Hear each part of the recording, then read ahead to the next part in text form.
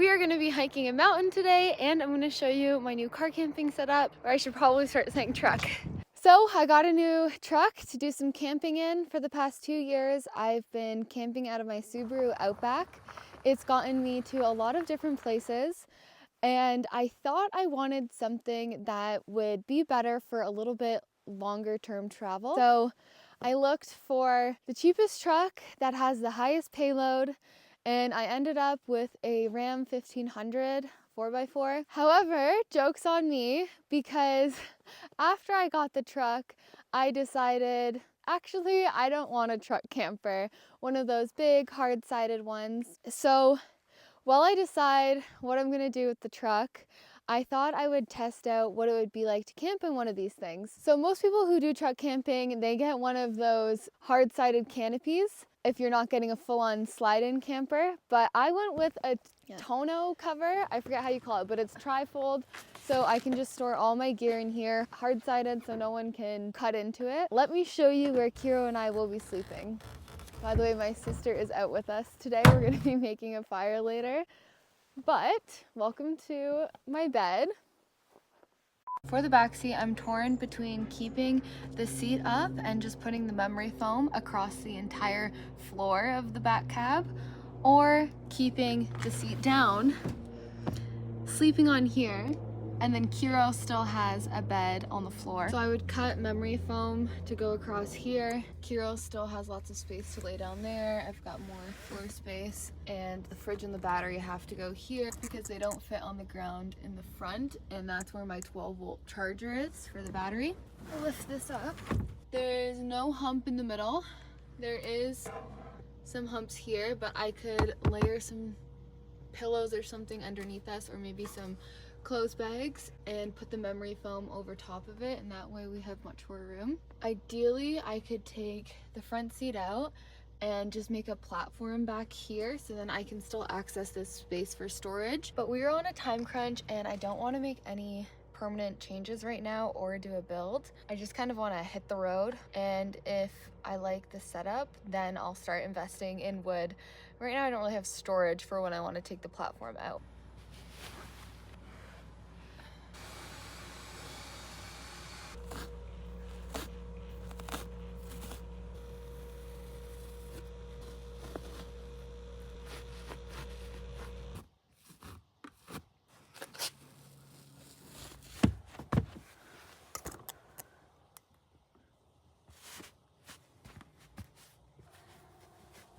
So I used the memory foam. It's 4 inches that was in my Subaru. The cool thing about the back of this bed is it's entirely flat. There's no hump in the middle where there usually is. And I just have my pillow. I'm 5'4", so normally a person would not be able to fit along the backside, but I actually fit perfectly.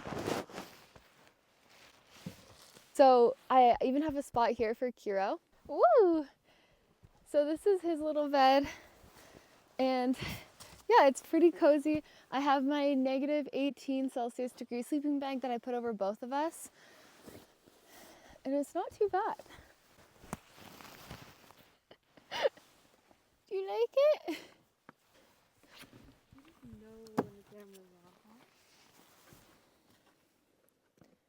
I bought a roll of insulation and cut it out for all the windows.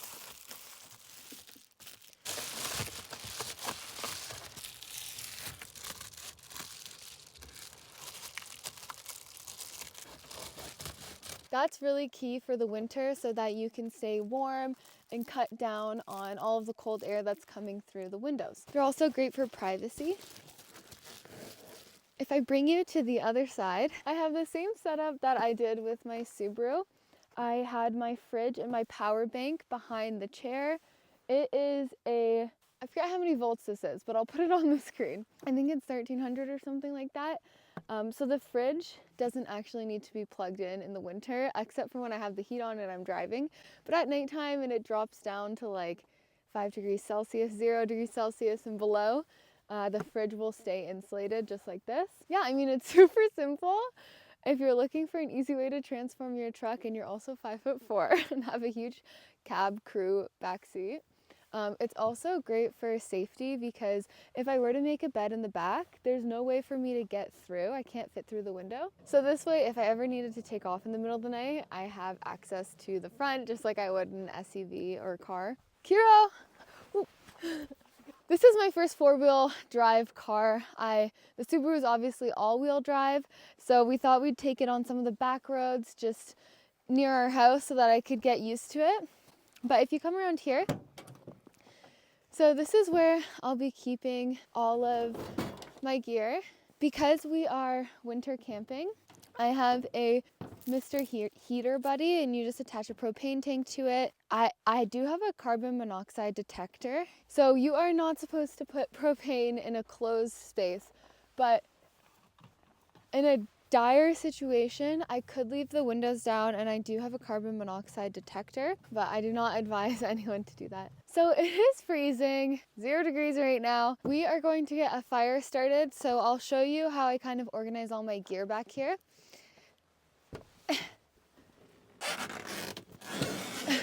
To get the cover off, you just gotta flip these two latches here.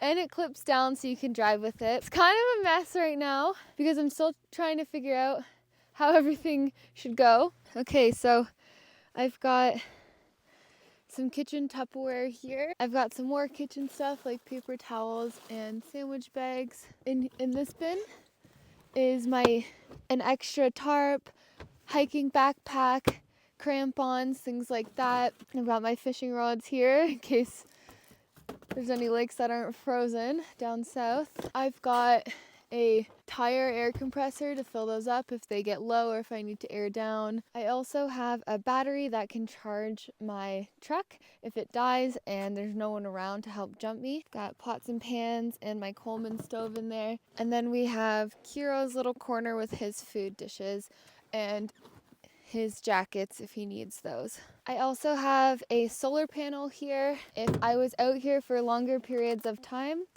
I could charge up my battery and just leave it facing the direction of the sun and get that all charged up. It's not enough battery to have a Starlink for internet for multiple days, so you really are roughing it without a larger power source, I would say. I think it would only last me about 2 days with my fridge and charging my cameras and laptops.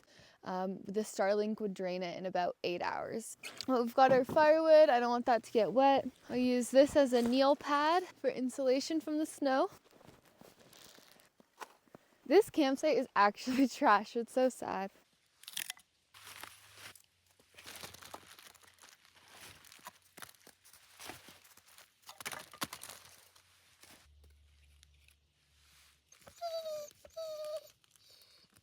They're probably pretty good.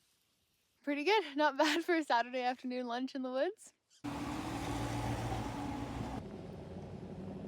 We're climbing a mountain today, folks. I've been really lazy since the snow and the cold came this year, but we're gonna tackle a local mountain, one of my favorites in the Okanagan area in Canada.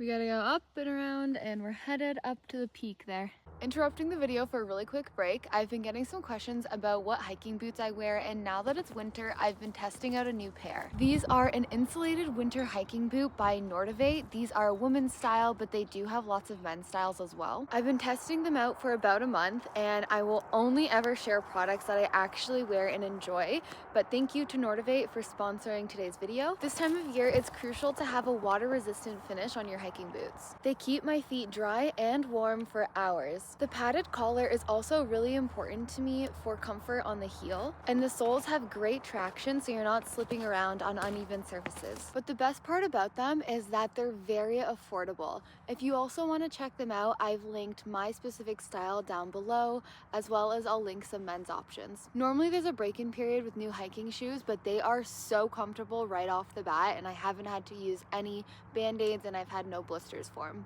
Thanks again to Nordivate for sponsoring this channel. Now back to the video. We just got one of our first snowfalls here and everything is covered in a light dusting. Then it's gonna rain for the next couple of days, so I wanted to take advantage of this beautiful weather window. If you're also feeling a little sluggish, we just entered December. We're on to some of the most darkest days of the entire year. Hopefully this video can motivate you to just go for a walk around your neighborhood or take a drive to your favorite hiking spot. I really didn't want to get up off the couch and do this, but I feel so good now that I'm doing it. Got a ways to go still. Starting to warm up. There's weird drops of blood being dragged along this trail. I thought Kiro was bleeding for a second because he's following the trail, but I don't know what it is. Trail that connects to this one was closed earlier in the year due to mountain lion activity. So we are definitely in heavy mountain lion territory, and it's been a really late winter, so they're out there still. I'm realizing now I forgot to bring my bear spray, which I like to have, not just for bears, but I'm not really worried about mountain lions for me, but more so for Kiro because he would be the size of one. And mountain lions attack by stalking moving prey. So Kiro would be a prime target. He's a bit smaller than one. We gotta be getting to the close now. The wind has really started to pick up. Whew! It's cold up here. You can see the Canada flag, that's the peak.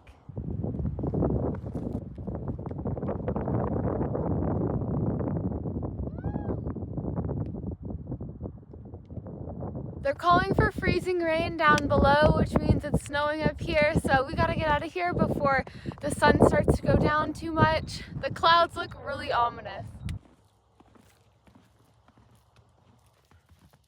Come on, Kira. And we made it back down. It's a completely different temperature down here and climate. It's almost raining when the snow hits you. I did not realize my bag was getting soaking.